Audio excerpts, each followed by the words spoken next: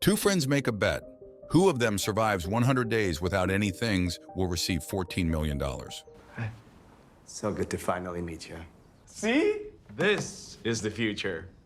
In the first frames of the movie, the protagonist talks about his great-grandfather. He and his wife had 57 things, but when World War I came, all they had left was their faith in God.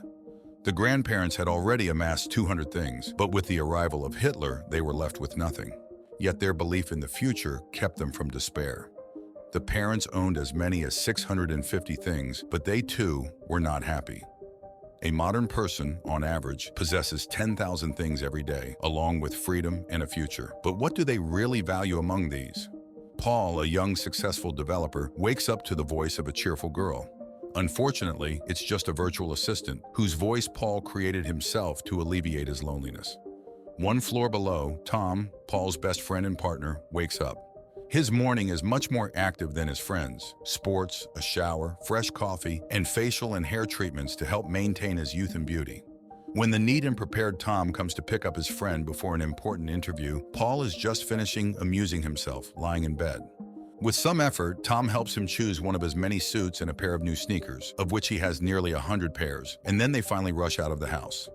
At the interview, it turns out there are about 1,000 young geniuses like this duo, each believing their invention to be special.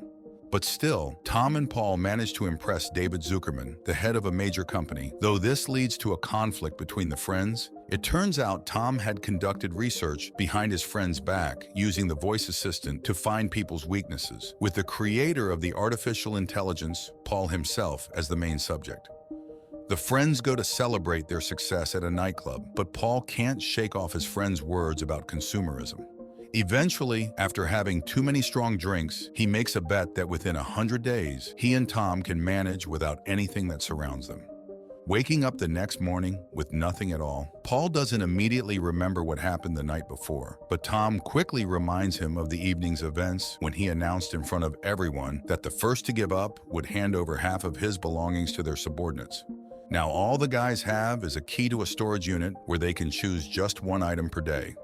The first thing the men take is clothing, as their colleagues decide not to make any concessions. Paul wraps himself in a warm fur coat, while Tom chooses a sleeping bag to help him not freeze in the fierce frost. Indeed, the friends had to run to the storage without clothes, greatly surprising the homeless and neighbors they encountered along the way. Paul tries to sneak in some extra items, but Tom refuses to risk their jointly earned possessions and makes his friend return everything to the warehouse. Paul's parents come to visit their son and learn about the bet. To the son's surprise, they support the idea, seeing it as a strong political action aimed at freeing from consumerism and reevaluating values. A week passes. Fortunately, by this time, the guys have accumulated some essentials, but while Tom chooses items that help him live more comfortably, the first thing Paul picks is a smartphone with the virtual assistant Nana, with whom he plans to chat in his free time. The young men meet Lucy at the storage facilities, an extraordinary beauty who watches the friends' challenge with interest. Tom immediately takes decisive action and asks the girl out on a date, not giving his friend time to even understand what is happening. For the date, Tom arrives wearing glasses but without pants, as his contact lenses didn't survive the bet and his eyes are red. The dinner itself looks equally strange. Food made without salt or pepper is not at all what the girl had planned to try. Nevertheless, the couple manages to create a romantic atmosphere and have a heartfelt conversation. However, Tom's story about being a millionaire causes the girl to laugh. The empty apartment clearly didn't look like a luxurious flat. The evening becomes more candid, and the young people are about to share their first kiss when Paul decides to interrupt their privacy. Tom doesn't waste time with his friend and kicks him out the door, eventually getting his way and staying with his new girlfriend for the night. Paul goes to visit his elderly grandmother, who tells him a lot about the war and how she once had to flee with just one suitcase. From the conversation, the guy concludes that happiness is not in things, and he finds it much easier to cope with the unusual period.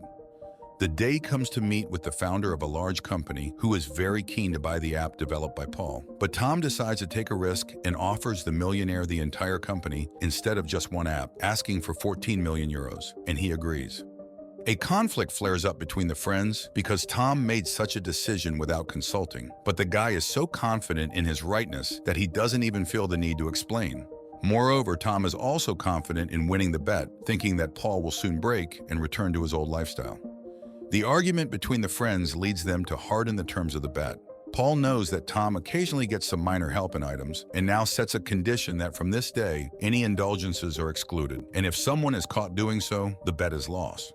Moreover, the stakes are raised, and the guys put the entire company on the line. Paul learns that his grandmother has been hospitalized, and after she is discharged, his parents will send her to a nursing home. The guy is very upset about this, but refuses the money offered by his mother for cigarettes for his grandmother to not break the rules, even knowing no one would see him, which pleases his mother greatly. Visiting his relative in the hospital, Paul sees Lucy, who enters the therapist's office. Waiting for the girl, the man finds out that she has long struggled with an addiction. Only she wasn't suffering from strong drinks or illegal substances, but from constantly buying a huge number of unnecessary things. Paul goes to the dumpster at night to pick a couple of apples for a late dinner.